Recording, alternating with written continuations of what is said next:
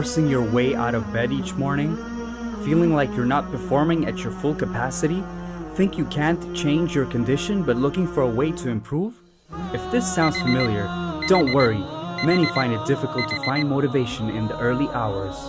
Now imagine that the key to achieving more success, establishing discipline, and fighting depression, weakness, and lethargy could all lie in the habit of starting your day early. Now let's find out how. While it's human nature to follow a sleep cycle according to the movement of the sun and to rest at night and work at day, our modern life has turned this notion all upside down.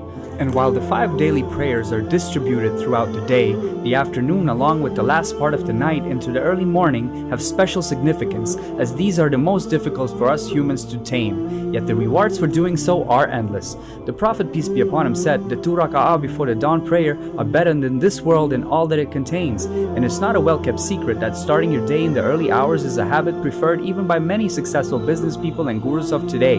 And yes, while we need to strive and struggle for the dunya, we also need to do it with the right intention.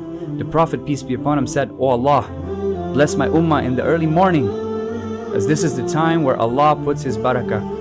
So, hitting that snooze button again during this time would perhaps give you some form of temporary satisfaction, but in the long run, you'll be losing out.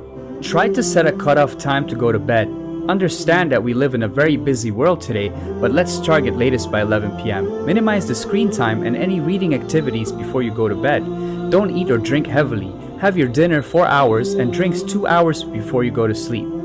Make it hard to hit that snooze button. Ensure the phone is kept at a distance, and don't forget to set your alarm. Have the intention to wake up for tahajjud. Start with small goals, just 30 minutes before fajr, and aim for 2 rak'ah only. Build your stamina slowly. Aim to have a jog or walk right after fajr.